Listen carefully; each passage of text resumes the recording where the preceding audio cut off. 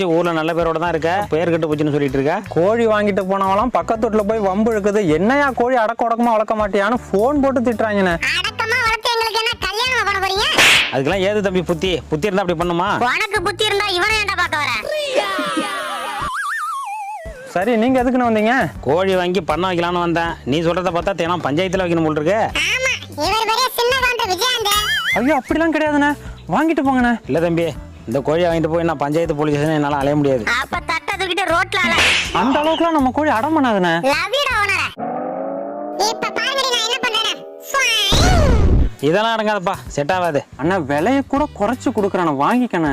என்னடா இப்படி இறங்கிட்ட? காசுக்கு ஆசைப்பட்டு என்ன கோர்ட்டு காலி சொல்ற? வேணும்னா கோலம்பஸ் மாதிரி தீவா அறையண்டா. அண்ணா, நீங்க காசே தரவேண்ணே, இலவசமா வாங்கிட்டு போங்கண்ணா ப்ளீஸ்.